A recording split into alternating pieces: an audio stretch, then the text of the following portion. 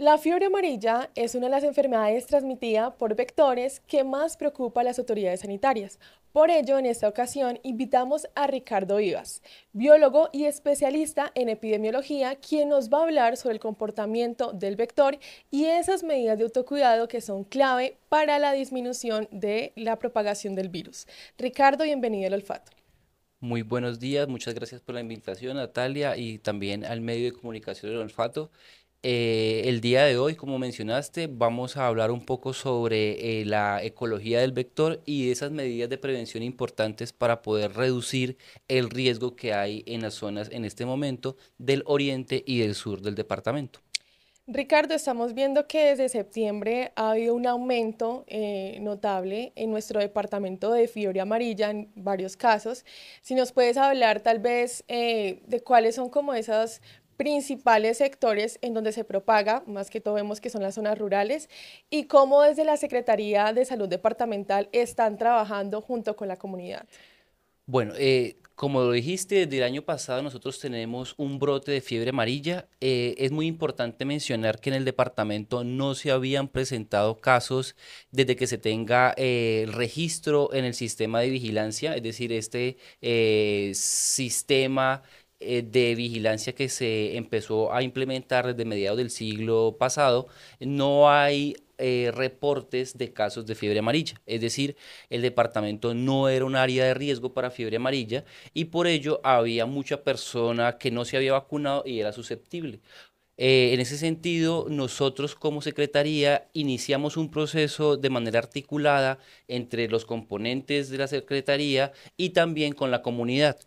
Obviamente, apoyados del Instituto Nacional de Salud y del Ministerio de Salud y Protección Social, hemos venido trabajando en diferentes líneas de acción y respondiendo también a las exigencias que se han venido presentando. Entonces, a la fecha, pues tenemos 112 casos. Hay una zona en la parte oriental del departamento que está bordeando el bosque de Galilea, una región que es conservada forestalmente. Sin embargo, hay unas estructuras ecológicas que se conocen como mosaicos. En estos mosaicos, es decir, zona rural, zona silvestre, se encuentra la asociación entre bosques naturales, bosques primarios, secundarios, bosques que tienen relativamente intervención y estos bosques de galería, es decir, bosques que están cerca a los ríos y afluentes. En esta zona fue que se inicia el proceso de transmisión. Como mencioné, no se tenía reporte en el Tolima de transmisión reciente de fiebre amarilla, incluso los pequeños reportes que hay hablan del siglo XIX, entonces pues a la fecha no se tenía un seguimiento sobre ese evento. Inician entonces los casos en la región oriente. Después de unos meses, es decir, en marzo de este año, aparecen los casos en la región sur. Eso nos ha exigido y nos ha llevado a poder superar muchos retos que teníamos en el sentido de que la fiebre amarilla es una enfermedad multifactorial que involucra tanto determinantes sociales, como tú acabas de mencionar con la comunidad, pero también que involucra ecología, primates y también involucra el tema de la transhumancia, es decir, del movimiento de la población.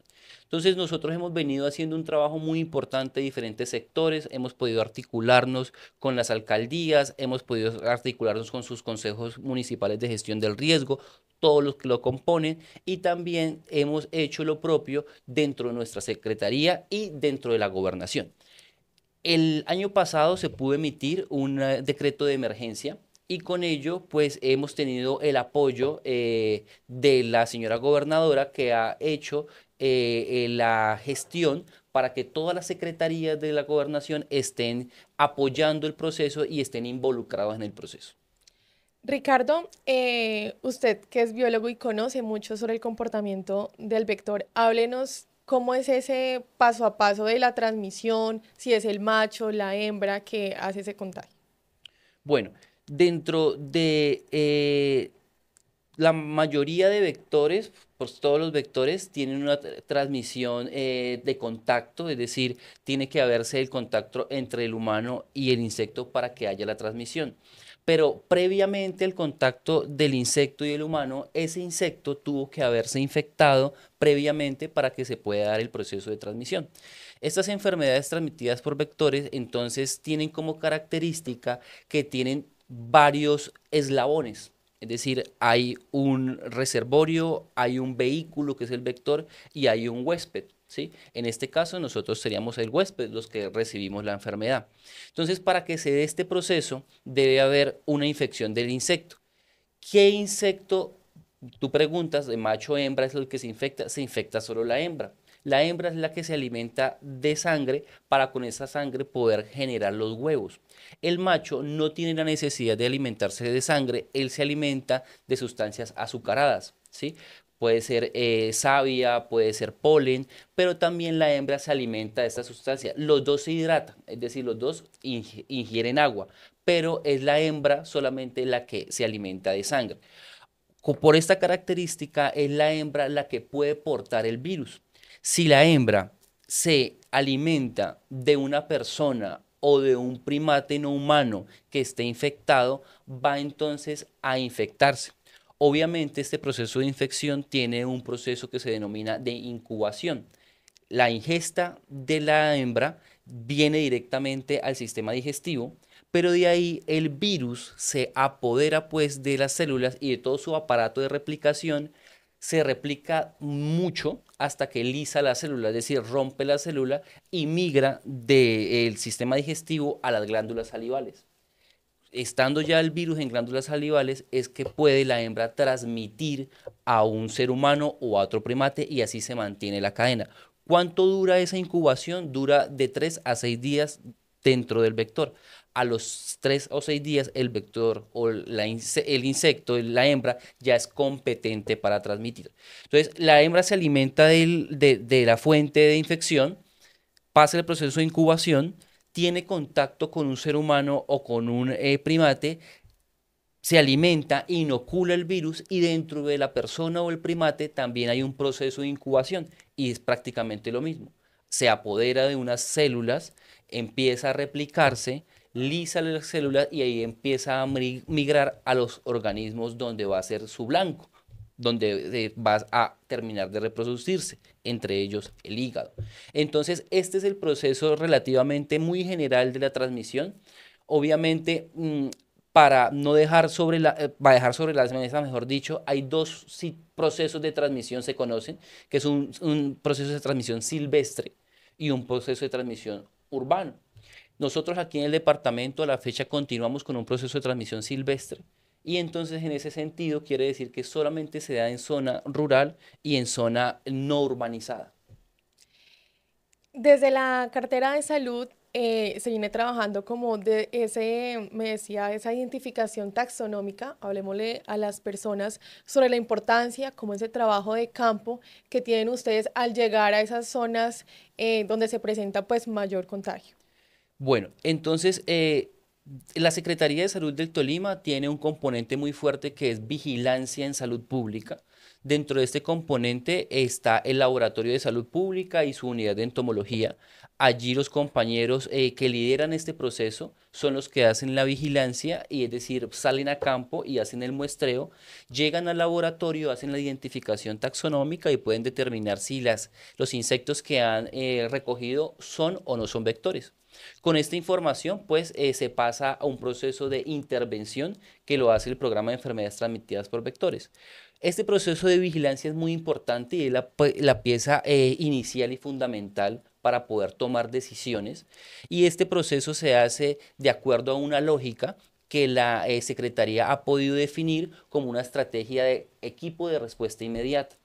Una vez la Secretaría o a partir de su vigilancia epidemiológica nos enteramos que hay un nuevo caso o una episodia, el equipo de vigilancia entomológica se desplaza al territorio y allí entonces aplica ciertas metodologías que hay para hacer captura de insectos. ¿Sí? Esta captura de insectos, de acuerdo a la información que nos dan los compañeros de vigilancia, se ha podido llevar a cabo no como incluso mencionaba la literatura. Fíjate que la literatura mostraba o mencionaba que los insectos de los dos géneros de vectores, que es Hemagogus y Sabetes en zona silvestre, generalmente estaban en el dosel de los árboles, es decir, en la parte de arriba de los árboles, ¿sí? Por ello, entonces, su fuente primaria de alimentos, los primates. Sin embargo, la información que se ha podido levantar por vigilancia puede dar cuenta de que no necesariamente solo se quedan en el dosel, de que estos insectos han podido ser capturados a la altura, por ejemplo, de una mata de cacao, de una mata de café, ¿sí? Ujú. Es decir, bajan del sotobosque. Entonces ahí lo que hacen es una captura directa con redes entomológicas, ¿sí? O también con unas técnicas de cebo humano, ¿sí? Que se conocen. De esa manera ellos hacen el muestreo, las capturas y de allí, si es la intención o no, llevan los especímenes vivos o los llevan muertos al laboratorio. Allí en el laboratorio, ellos a través de de estereoscopios pueden, siguiendo unas claves taxonómicas, poder identificar si la especie es vectora o no. Y esta información es muy importante porque con esta información se pueden realizar acciones, ya sea de control vectorial o sean de prevención con la comunidad. Em, Ay, peretoso. Qué pena. Ricardo, desde el equipo que me mencionabas del trabajo que están adelantando, ¿qué condiciones ambientales ustedes han podido identificar para que haya esa propagación del virus y cómo de pronto pueda disminuirse para que no llegue a haber un riesgo en las zonas urbanas? Bueno, nosotros hemos visto que los casos se han podido agrupar en zonas donde comparten características climáticas y sobre todo son zonas de ecosistema templado, ¿sí? Los casos. Para que haya un caso se necesitan varios factores de riesgo, es decir, que esté la presencia del vector, que hayan reservorios, en este caso los primates, que también son víctimas de la enfermedad, y que también hayan personas susceptibles. Estos tres factores se han unido en alturas entre los 900 y los 1600 metros sobre el nivel del mar. Se han, digamos, también agrupado en zonas que comparten humedad, precipitación, es decir, lluvias entre los 2000 y los 3000 milímetros al año. También quedan cerca a grandes coberturas boscosas, en la parte oriente al bosque de Galilea, en la parte sur al bosque nevado, al Parque Nacional Natural Nevado del Huila, y también tienen la característica de que comparten el ecosistema templado, ¿sí? Allí entonces se han dado las condiciones apropiadas en este brote para que se presenten los casos. Pero si ya hablamos de factores separados, es decir, si hablamos de los temas de vectores, ¿dónde están? Los vectores sí, de acuerdo a la información de nuestros compañeros de vigilancia, han podido determinar que el vector no solamente se distribuye en estas alturas, sino que estos tipos de vectores también los han encontrado en alturas que van desde los 400 metros sobre el nivel del mar. Sin embargo, allí no se han presentado casos. ¿Por qué comencé diciendo que se necesitan varios factores para que se dé la transmisión? Porque tu pregunta va enfocada dónde se están presentando los casos. Ahora, ¿qué podemos hacer para que se reduzcan o cambien esas condiciones climáticas? Pues es muy complejo, porque nosotros no manejamos eso y incluso nos han preguntado qué posibilidad hay de que hayan anomalías. Dentro de las condiciones climáticas, el término anomalía es cuando el promedio de temperatura o de humedad o de precipitación cambia abruptamente en un momento y pueda generar cambios en el ecosistema y cambios de los seres vivos que están allí.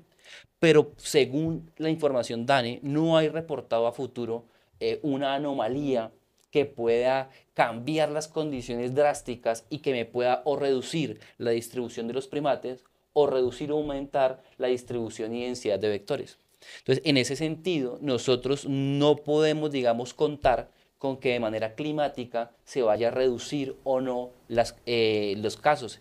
Ya sabemos dónde están presentándose. Es decir, es en esas zonas poder intensificar nuestro actuar. Ahora, ¿qué es importante? Poder entonces determinar en qué otros lugares del departamento con precisión se están cumpliendo esas condiciones climáticas para allí anticiparnos y poder hacer todas las acciones que te comenté en las 5 líneas de trabajo que tenemos, que es gestión de la gobernanza, de la contingencia, que es intensificación de la vigilancia en salud pública, que es promoción y prevención para evitar la transmisión, que es manejo integral de caso para evitar la mortalidad y que es comunicación del riesgo, poder en esas 5 líneas ir a esas zonas identificadas como de riesgo para anticiparnos qué es lo que ya hemos hecho. Nosotros pudimos elaborar, gracias a todo el conocimiento y que hemos tenido a la fecha, un mapa de riesgo basado en determinantes climáticos y sobre ese le hemos ido sumando información entomológica, de determinantes sociales y también de epizootias que se encarga Cortolima y hemos de cierta manera identificado zonas de riesgo donde hemos ido nosotros con anticipación a hacer las acciones. Es la única manera como podemos hacer. Sabemos que nosotros no controlamos el medio ambiente, no hemos podido, digamos, en este momento erradicar la enfermedad, pero sí hemos logrado contener la enfermedad. Es decir, la enfermedad está suscrita a este momento desde hace un año, a pesar de que siguen apareciendo los casos de manera semanal, en 2 regiones del departamento, es decir, específicas, la región oriente, que es el municipio de Dolores, Prado, Purificación, Cunda y Villarrica, y la región sur, que es Planadas, Ataco, Río Blanco, Chaparral y San Antonio. Es decir, ese es un parte, digamos, de éxito que ha tenido el proceso y también podemos mencionar que hemos aprendido y ya no estamos, como iniciamos, detrás del virus, sino que ahora estamos delante del virus. Perfecto. ¿Qué acciones de control vectorial se están trabajando y que son las más efectivas? Y pues cómo estas llegan como a impactar allí en la comunidad. Bueno, dentro de los riesgos más grandes que tiene la enfermedad de fiebre amarilla es una posible urbanización, ¿sí? En ese sentido, los esfuerzos del manejo integrado de vectores están principalmente en las zonas urbanas. Obviamente no se descarta en las zonas rurales y cuando se presentan casos o episodios hay una respuesta, como mencioné, integral de toda la Secretaría dentro del marco de un equipo de respuesta inmediata. Entonces voy a comenzar primero con lo que se hace de manera urbana y después pasaría a lo que se hace de manera rural. Entonces, ¿qué se hace de manera urbana? Nosotros ya sabemos por historia, por literatura, que hay unos entornos de riesgo dentro de las zonas urbanas para posibles espacios de transmisión. Estos son las IPS, es decir, los centros de salud, ya sean centros de salud centrales o ya sean sedes. Esto es un lugar, un entorno priorizado y de riesgo. 2, los terminales de transporte o terminalitos, ¿sí? Porque la comunidad que está en zona rural se desplaza y llega a estas zonas o de allí se desplaza de retorno otra vez a sus viviendas. Y 3, el tema de plazas de mercado. ¿Por qué las plazas de mercado? Porque si el riesgo y la transmisión se está dando en la zona rural, muchas de estas personas son trabajadores del campo, son productores de alimentos y bajan los alimentos a la zona urbana para ser comercializados y allí puede haber un riesgo. Entonces, en estas 3 zonas nosotros lo que hacemos es hacer inspecciones y vigilancia. Si hay presencia o no de criaderos y de mosquitos, hacemos actividades de promoción, de prevención y de control. De promoción hacemos sensibilizaciones, información, capacitación, sensibilización a la comunidad para que realicen acciones de autocuidado. Si es acciones de prevención, también las hacemos nosotros, las lideramos también con la Dirección Local de Salud del municipio y se pueden hacer diferentes acciones como lavatones, es decir, lavado y cepillado de albercas, se puede hacer eliminación de criaderos, eliminación de inservibles. Y si es control vectorial, se puede hacer control en sus estadios inmaduros, en larvas, con larvicidas, o se pueden hacer eliminación de estadios adultos con adulticidas. Entonces nosotros hacemos 2, como acabo de mencionar, 2 grandes esferas de acciones. Una esfera que es inspección y vigilancia, ¿sí? Que yo doy periódicamente visitas para ver cómo está el comportamiento de las acciones que realizo y acciones propiamente, que se reducen en promoción, prevención y control. Esto entonces lo hago en esos tres entornos de una manera periódica y también algo muy importante y que es novedoso para el país y que lo está implementando el departamento del Tolima y vamos bastante avanzados, es planes de manejo integrado de vectores institucionales, que cada IPS, de acuerdo a sus condiciones de infraestructura y de entorno, debe realizar una planeación para el manejo integrado de vectores. Nosotros entonces hacemos una visita mensualmente a las IPS donde hacemos una estimación del riesgo vectorial aplicando un instrumento que ha generado el ministerio a partir de un lineamiento, y de esa manera nosotros podemos hacerle el seguimiento a las IPS, muy importantes por cierto, para poder definir qué municipios entran o no entran a control, ¿sí? Sabemos que el departamento hoy, por la resolución 691 que declara a la nación en emergencia sanitaria, nos coloca como un departamento todo de alto riesgo, pero en el tiempo vamos a tener que ir sacando municipios a control, y dentro de esos requerimientos o requisitos está el hecho de que tú tienes que tener en tu municipio la IPS libre de vectores, y como secretaría nosotros tenemos que corroborar eso 6 meses continuos, es decir, cada mes yo voy y debe estar la IPS en un rango mínimo de riesgo o incluso cero. Entonces ese es como a grandes rasgos lo que se hace en lo urbano, y lo que se hace en lo rural es de acuerdo a la respuesta, ¿sí? Entonces en la parte urbana hacemos una actividad sostenida en el tiempo, mientras que en la zona rural lo que hacemos es una respuesta de acuerdo al caso, ¿sí? O a la episodia.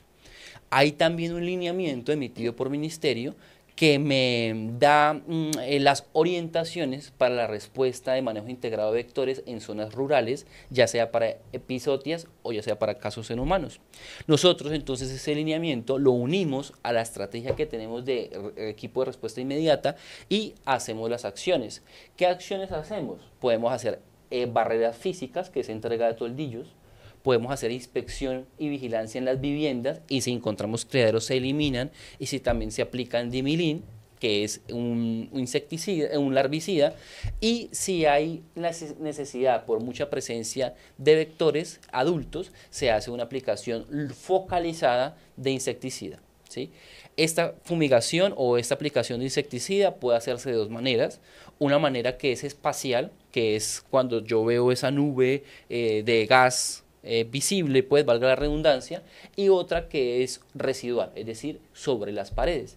Esta residual, como su nombre lo indica, tiene en el tiempo constancia, es decir, residualmente quiere decir que queda una traza del producto en el tiempo y va siendo liberada gradualmente. Entonces puede, de acuerdo al fabricante, puede haber una residualidad de 6 meses, de 1 año, de año y medio. Especialista, dejémosle claro a la comunidad de por qué tal vez no se ha puesto como en marcha la fumigación. Algunos en otras notas que hemos realizado sobre el tema dicen, bueno, ¿por qué si encuentran X cantidad de mosquitos que tienen la fiebre amarilla, por qué no fumigan y ya se acaba el problema? Hablemosles de cuáles son como esas consecuencias que puede haber en el ecosistema esa medida. Bueno, la fumigación es muy pedida por la comunidad. Sin embargo, la fumigación en este tipo de brotes no es del todo efectiva. Obviamente, me reduce la densidad poblacional de los mosquitos adultos, es decir, los mosquitos que están en este momento en vuelo, pero no me reduce la densidad de los que están inmaduros. Entonces, si yo no hago una articulación de intervenciones o de acciones que cuenten con la participación de CIDI, de la Secretaría de Salud del Tolima, con la participación de los municipios, pero también con la gente, yo no voy a poder tener una acción integral que me reduzca el riesgo en el tiempo. Entonces, obviamente, la fumigación, porque digamos en algunas zonas es indicada y en otras no. La fumigación en zonas urbanas es indicada, sin embargo tiene que hacerse con prudencia, porque si nosotros utilizamos el químico o estos principios activos de manera irresponsable, podemos generar en los insectos una resistencia. Es por eso que es un componente muy importante, y no lo mencioné, de la vigilancia entomológica, la vigilancia de resistencia y susceptibilidad a insecticidas, que también lo hace el Laboratorio de Salud Pública. Entonces, si yo hago una fumigación de manera indiscriminada y muy frecuente, puedo generar ese riesgo. Ahora, ¿por qué no se hace tan frecuente la fumigación? Por eso, y porque también la fumigación debe venir precedida de otras acciones de prevención para que sea efectiva. Entonces se sabe que el 20% de los mosquitos que hay son los que están volando. El 80% están en los otros estadios. Entonces yo puedo fumigar, y si no hago un proceso de prevención, al otro día ya voy a tener de nuevo mosquitos, y si hay en ese momento primates o humanos infectados, esos mosquitos o hembras se alimentan y va a continuar el ciclo de transmisión. Por eso es que fumigar de manera muy frecuente no es la decisión ideal. Esto, digamos, en zona urbana. Ahora, en zona rural, ¿por qué nosotros no podemos fumigar de manera espacial grande? Porque en el ecosistema estos insecticidas no discriminan si es un insecto vector o si es un insecto que tenga otra función en el ecosistema, y me va a eliminar a todos los insectos. Y esto me puede traer un desequilibrio ecológico. Por ejemplo, todos sabemos la importancia de las abejas y de las avispas para los procesos de polinización. Estos insecticidas me eliminan a todos estos animales, y entonces me reducen todos los procesos de floración, y esto sabemos que es muy importante para los procesos económicos agrícolas. Entonces es por este tipo de razones que la fumigación es una medida última. Es decir, yo no puedo comenzar con mi última medida de contención de primero. Yo siempre en un proceso tengo que ir de lo más elemental a lo más drástico. Si yo inicio con lo más drástico, de ahí en adelante, ¿qué voy a hacer? No voy a tener nada más que hacer.